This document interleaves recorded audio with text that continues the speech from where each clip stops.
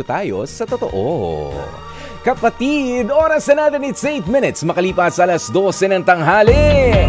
Halika na, pwestuhan na nga po ulit ngayong Tuesday. Tuesday na medyo nangunguling-ulimlim sa atin dito sa Metro Manila. Epekto pa rin yata yan nung habagat, Oo, na nagpapaulan sa ilang bahagi ng ating bansa.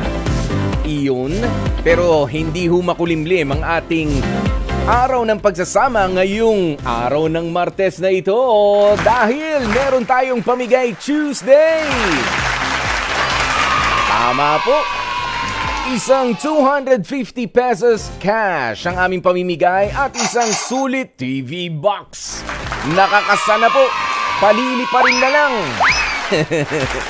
Kaya naman sana ay kasadong-kasado na rin po kayo sa inyong mga pwestuhan habang kayo ay nagmamaneho. Hello mga manong drivers, mga kuya, mga ati. Nasa pang-pribado, pang-publikong sasakyan man na nakikinig dito sa 92.3. Magandang tanghali po sa inyo. Enjoy lamang. At tayo ay mag-uusap ng puso sa puso. Tayo ay mag-heart to heart. At syempre, nandito nga po kanina ipinresenta ko na sa inyo ang ating love question of the day. Sumagot po kayo dyan. At syempre, doon din sa ating Dear Kuya Poy mamaya. At etong mas malapit na natin pag-usapan ang ating H2H Confessions. Pwede rin po kayong sumagot, makisama sa aming pag-uusap. Kaya eto naman, ibibigay ko naman sa inyo ang ating mga hotlines kung sakali na meron kayong maipapayo, meron din kayong maitutulong. Halimbawa, sa ating makakausap para sa ating H2H Confessions, ang ating mga hotlines 86315788 o kaya naman ay ang 86316674. Ulitin ko 86315788 o ang 86316674. At isa pa, isang special request naman na sana pagbigyan nyo naman. I-share nyo na po ng i-share ang ating live streaming. As in now na, punta na sa ating 92.3 True FM FB page. At i-share ang ating H2H episode ngayon. Next. Diyan na nga po, makikita nyo ako. Kasabay na nagsasalita. Ganyan.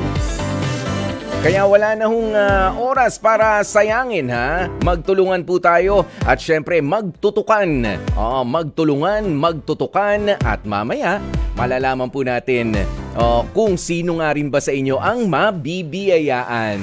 Ganoon naman yun ng ating mga ipamimigay na mga papremyo. Davao. Isang 250 pesos na cash yan tsaka yung sulit TV box Kaya kung kayo po ay handa na, kami po ay handang-handa na rin. Kaya teka lang. Kala nyo Ready na kayo? Ready rin kami. Kaya wait lang. Ayan. Uy, kumusta ba ang pagpasok nyo kanina Feels like Monday ba para sa lahat ng mga na-feel naman ang long weekend? Sa lahat ng mga nagpahinga? Parang Monday ang pakiramdam, no? Sa lahat ng mga pumasok? Yung iba nagpa-extend pa? Nabitin pa? Iba rin. At syempre, para doon sa parang wala naman daw nagbago. Kuya Poy, para wala naman nagbago Bihira oras na para maghanap ka ng mapagkakaabalahan, kapatid. Maghanap ka na ng trabaho mo, mahiya na sa mga magulang at pahila-hilata ka pa rin dyan. Okay, at sa pagkakataon nga pong ito, sa oras nating 12 minutes makalipas ang 12 in the afternoon, eto na nga po, malaman muna natin, basahin na muna natin ang kwento ng Dear Kuya Poy.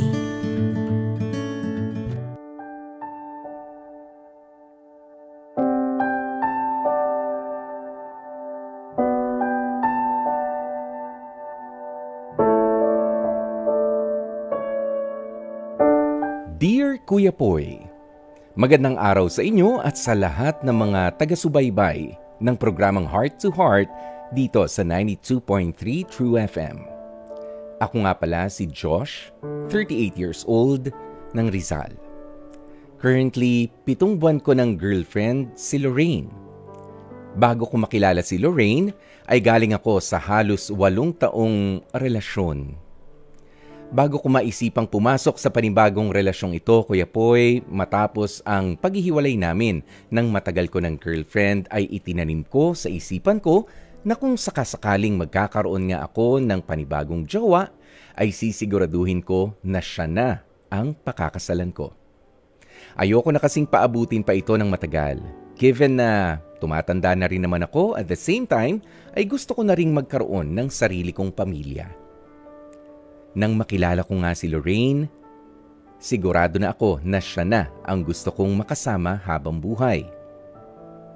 Ang isa sa mga nagustuhan ko sa kanya ay ang pagiging simple at disente naman niyang babae. Isang guro sa isang pampublikong paaralan si Lorraine, Kuya Poy, nang makilala ko siya. Matapos yun ay hindi na ako nag-aksaya pa nga ng panahon para ligawan si Lorraine at sa isang iglap ay naging magkasintahan na nga kami. Masaya ako sa ilang buwang kasama ang present jowa kong si Lorraine. Pero ang sayang ito ay unti-unti ring nahubaran matapos ko ring madiskubre ang mga nagkalat na red flag niya. Sa totoo lang, magastos pala itong si Lorraine.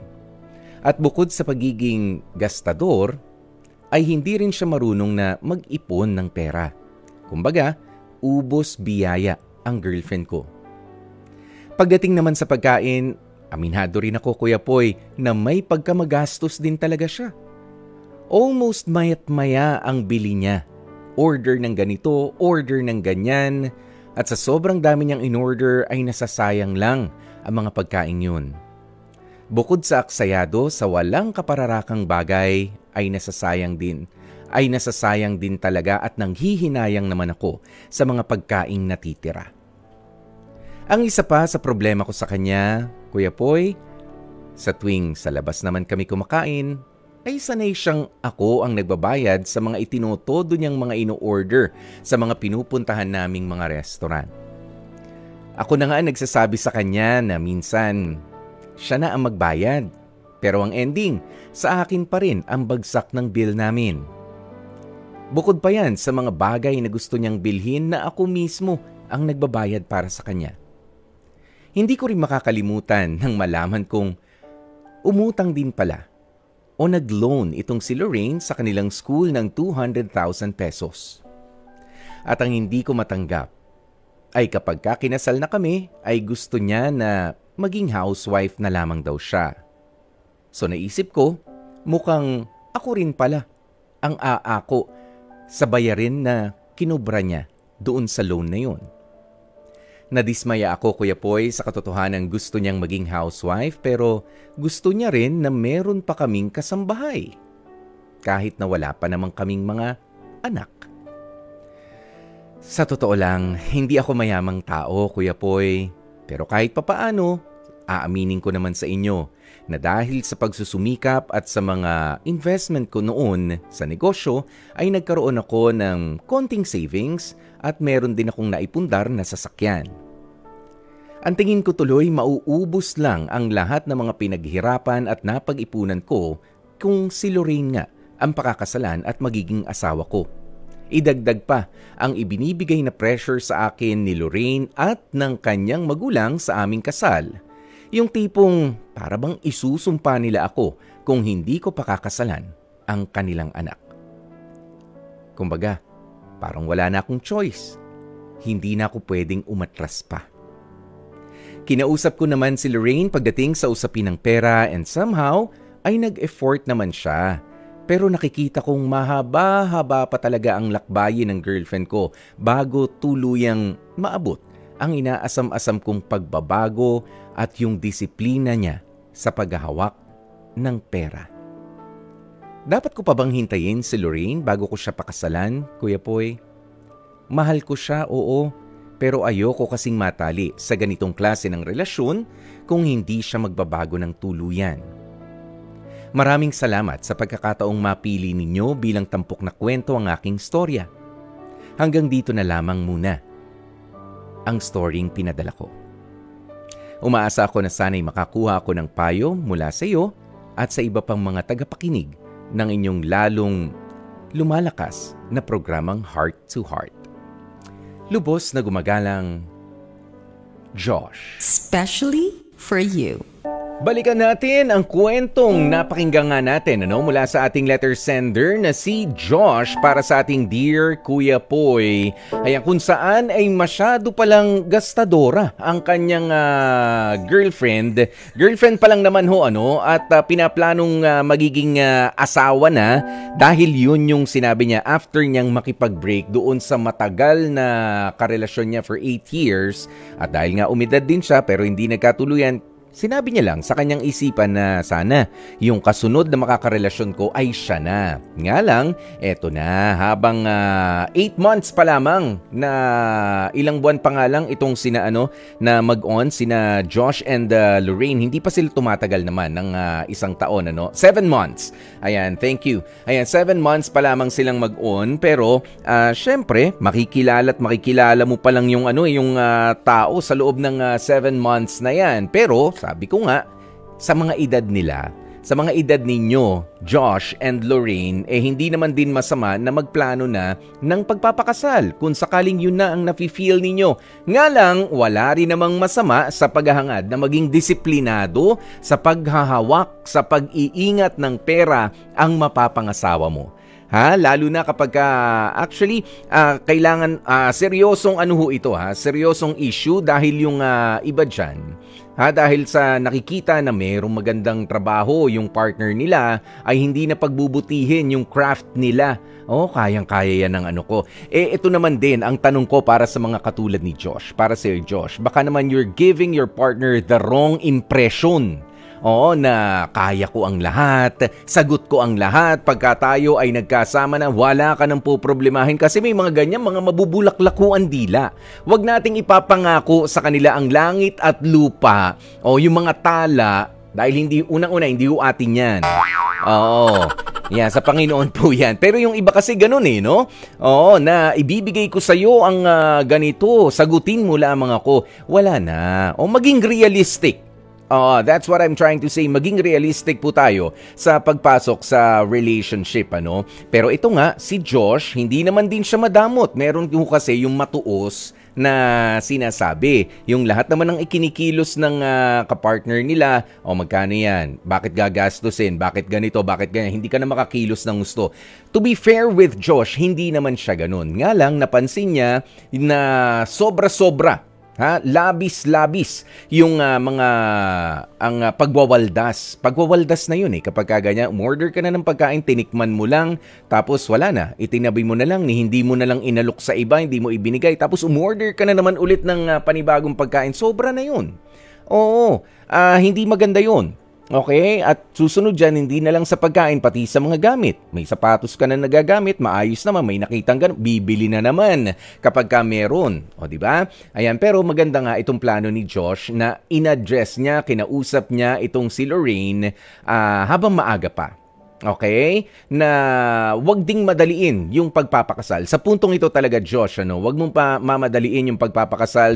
Just take your time. Kahit pa nga sinabi mo, ipinangako mo sa sarili mo na sana yung susunod ko makakarelasyon ay siya na, minsan hindi naman ganoon yan yung hiling natin, pero hindi yan, not necessarily, yung nararapat para sa atin.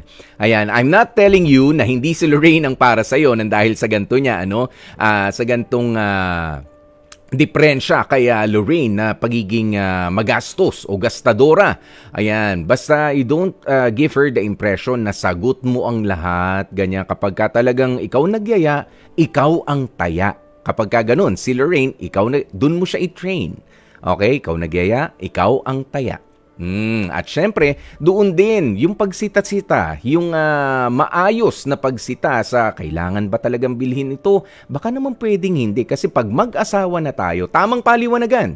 Pag mag-asawa na tayo, hindi pa pwedeng ganyan bili-bili-bili. Pagka dumating ang bata, Pagka nabiyayaan kayo ng baby, may gastos din siya. Malaki ang gastos dyan. Okay? At bakit kailangan na agad ng kasambahay nitong si Lorraine kung kayo pa lang naman ang nasa loob ng tahanan na inyong titirhan? Ipaliwanag mo rin sa kanya. Baka naman pwede tayo lang muna. Total, magwawalis-walis, mag-aayos-ayos, plancha, laba. Bakit kailangan na agad ng kasambahay? Oo, na makakatulong natin. Baka naman pwedeng tayo lang munang dalawa. Ipunin na lang natin yung ibabayad sa kanila. Until such time na kailangan na rin talaga natin ng makakasama talaga sa bahay. Tamang paliwanagan.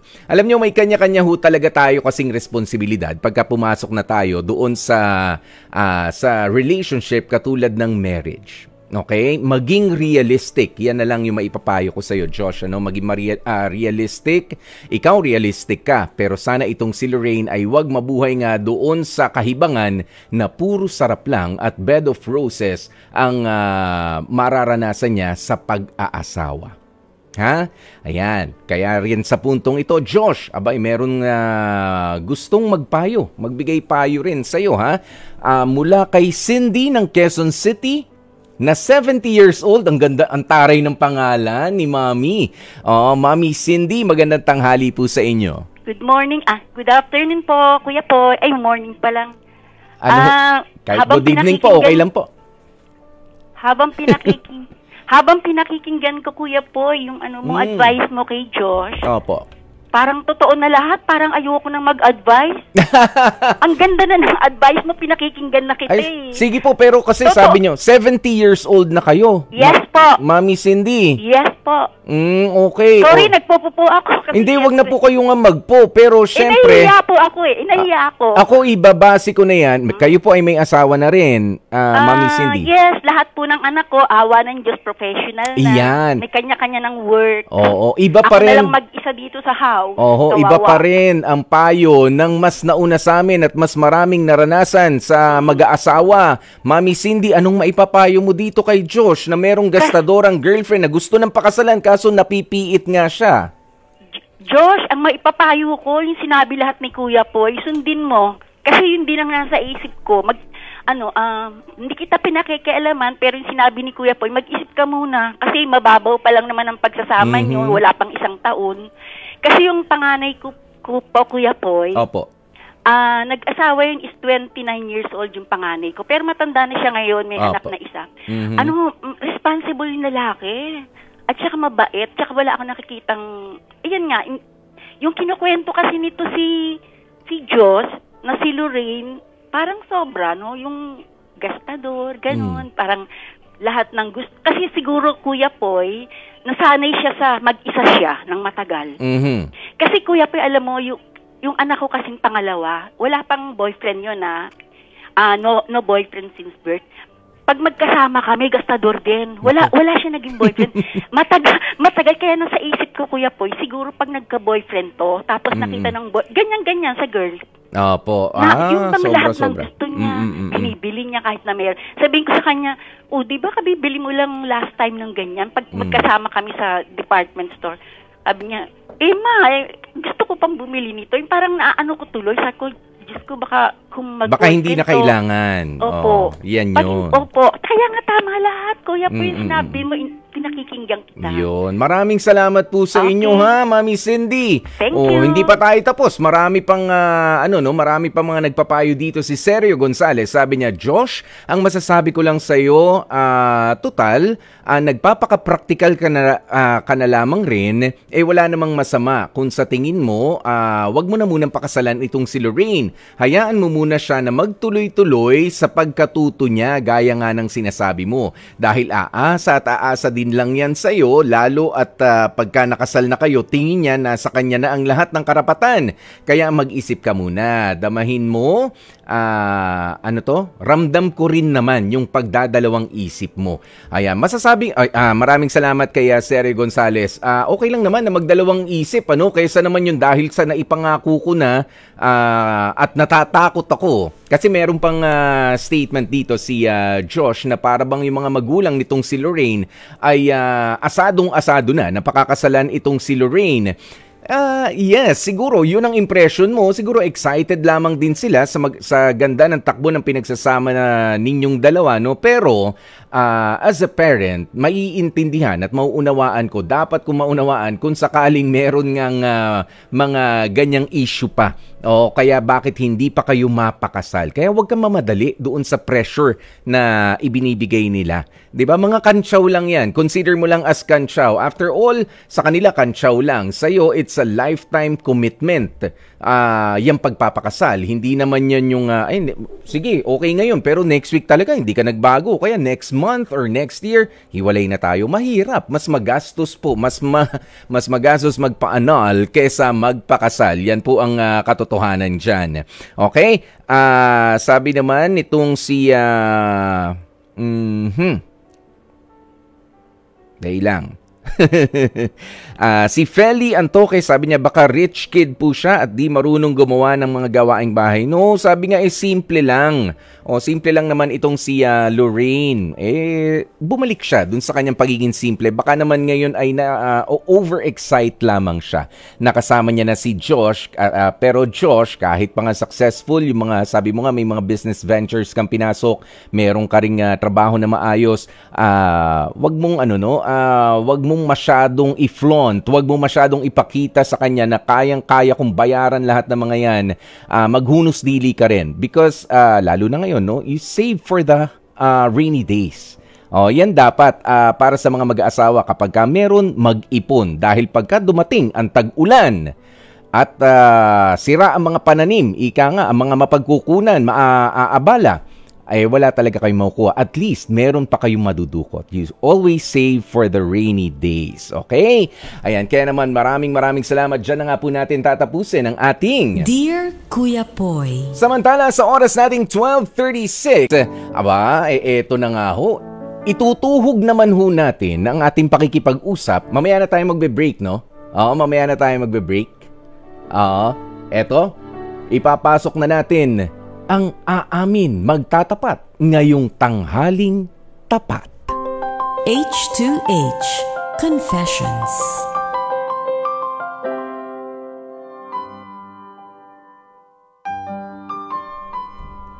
Parang tambutso kung humithit. Yan po ang problema nitong si Celine sa asawa niya namang si Romel. Yan ay batapos nga hong malulong talaga sa paninigarilyo. Ang litanya pa ni Celine umaabot sa 2 hanggang 3 kahan ng sigarilyo ang nauubos ng kanyang mister sa loob ng isang araw. Una nang kinausap ni Celine ang kanyang asawa kung stressed ba siya o may problema ba ito, mas pinipili na lang daw hong sumagot nitong si mister na humithit ng yosi. Bukod pa sa yosi, malakas na rin daw na tumunga ng alak itong si Romel. Kaya naman kausapin na natin mula sa San Rafael, Bulacan, si Celine. Celine, magandang tanghali sa'yo. Hi po, Kuya Poy. I'm Celine po. From Bulacan. Sa mga nanonood po, hello po. Hello, Kuya Poy. Celine, talagang yung pati yung pakikipag-usap mo parang medyo hinihingal-hingal ka. Ikaw ba may hika? Kinakabahan po ako, Kuya Poy. Kinakabahan. Okay, ikaw ba naninigarilyo rin o hindi? No, Kuya Poy. Hindi po ako naninigarilyo Pero yun nga, ayoko po sa mga naninigarilyo. Ayun. Ito. Kailan ba nag-umpisa na matutong manigarilyo yan si Romel? Nito lang ba o kahit nung pa kayo? Nung magjowa pa lang kayo, naniligaw siya, naninigarilyo na yan? Opo. Kuya Poy, actually po, naninigarilyo na po siya before I met him. Ang nangyari kasi is tinigil na yun simula nung sinagot ko siya. Okay. So, tigil naman talaga, hindi mo naaamoy? Nung boyfriend ko pa siya, hindi ko masyado siyang naaamoy. So, parang tumigil na siya. But neto lang, after namin ikasal, parang after 6 months, ko nakita na talagang bumalik siya sa pag-yosi. But nung pinasal na kami, alam ko na parang patago na amoy ko na kasi. Maamoy mo yan eh. Kahit na hindi mo nakikita, maamoy mo talaga. Okay. Ano pa? Ano pa nangyari? Kailan ba kayo kinasal?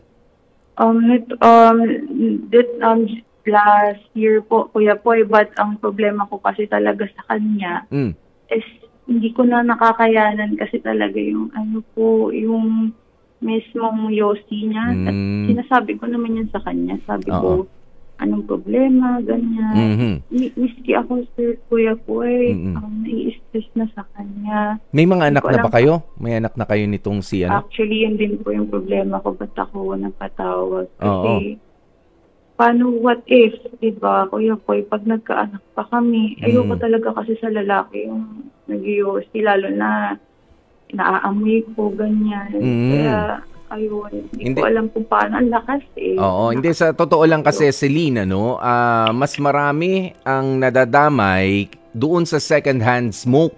Ayan yung mga, yan yung amoy ng yosi na naiiwan doon sa kwarto. Siya ba ngayon, naging tigasin na hanggang sa loob ng bahay, naninigarilyo na? Celine?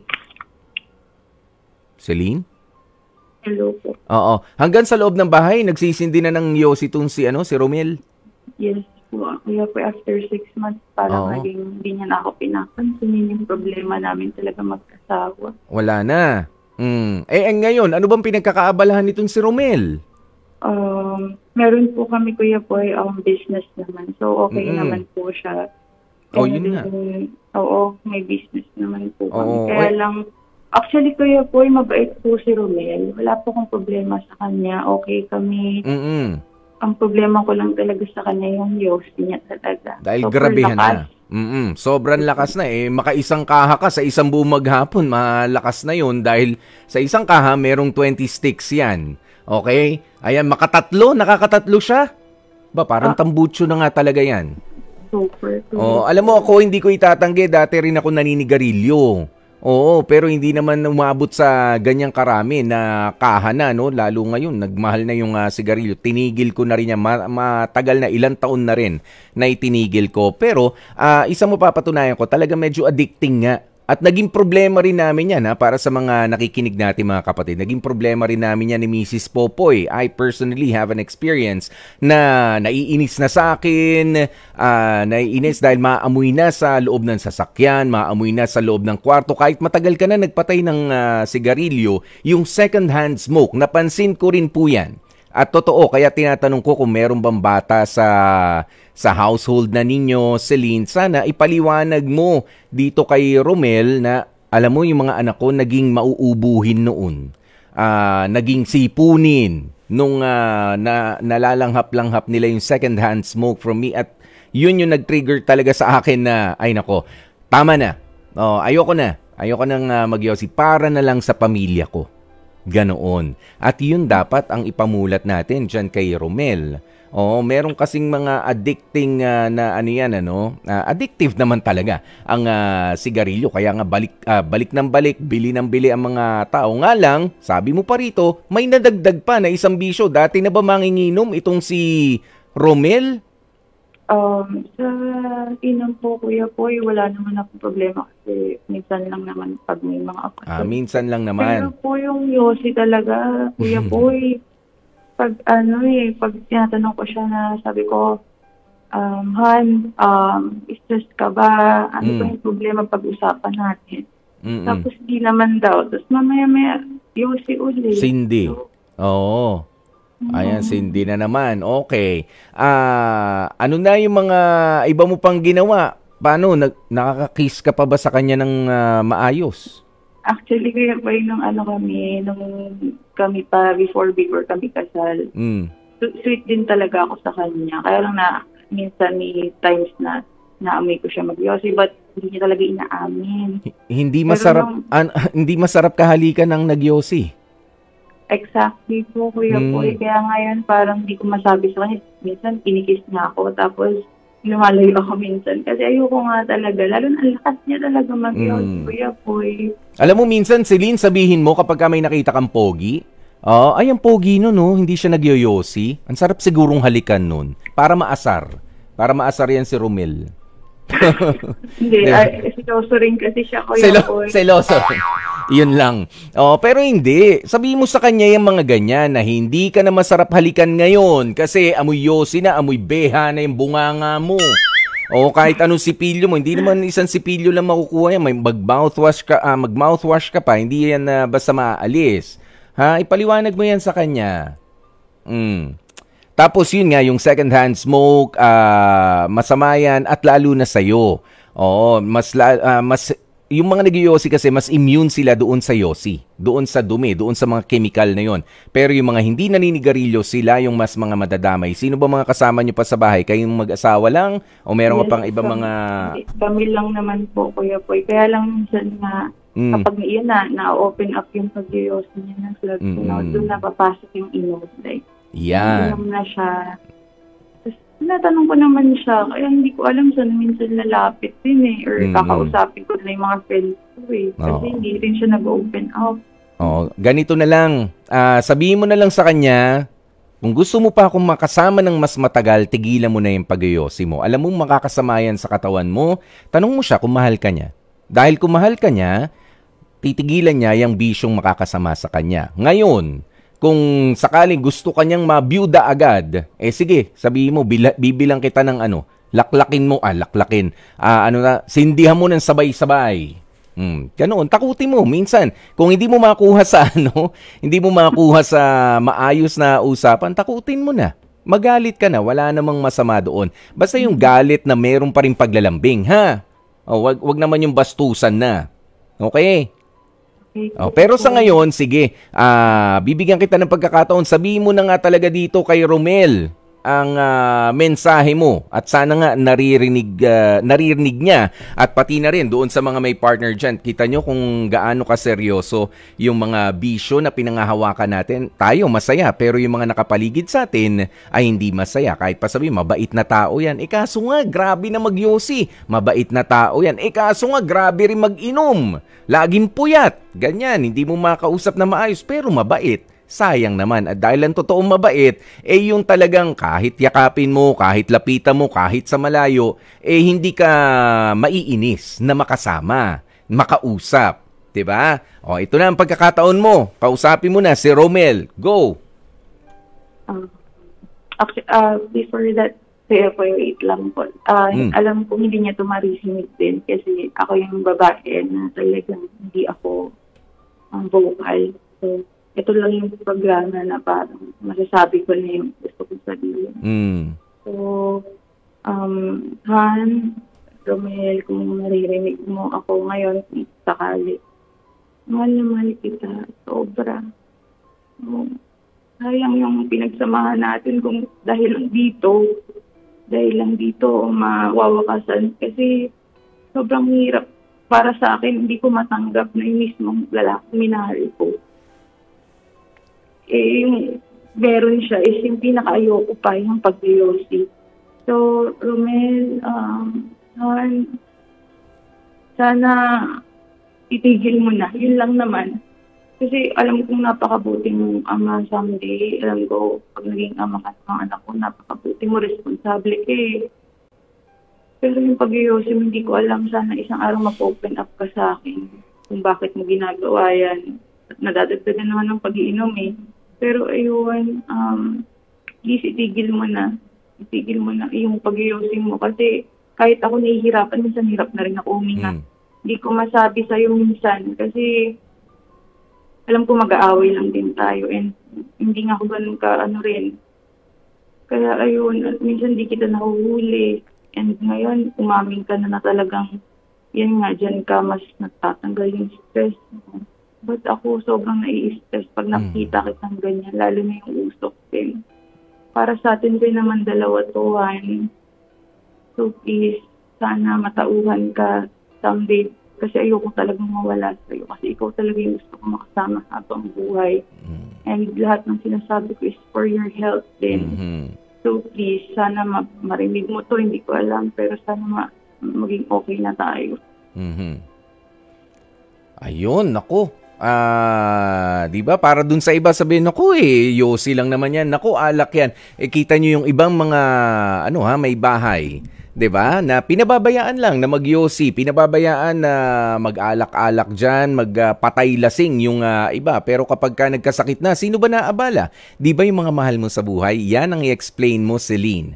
Na ayaw mo makasama siya, na nakaratay siya dahil nagkasakit na, nang dahil sa kanyang lakas sa pagyoyosi at doon sa palakas na rin na pagtagay-tagay. Wala namang masama diyan sa pagtagay-tagay kung kontrolado lang. Pero kung wala na ring kontrol, katulad ng paninigarilyo niya, kailangan itigil yan. Tsaka ang sikreto sa mas mahabang pagsasama na pisikal na pisikal na magkahawak kayong kamay, mga kapatid, ay yung pagtanggal sa mga bisyo na hindi naman ho talaga kailangan ng ating mga katawan. Amen?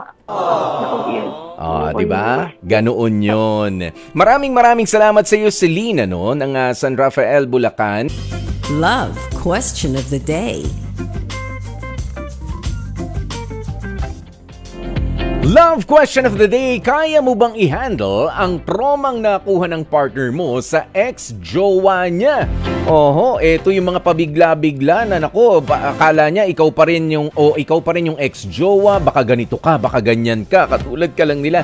Meron ho kasi mga jowa na ganyan, bigla na lang iiyak, bigla na lang magwawala, na hindi mo pa maiintindihan, pero ikaw na yung jowa niya.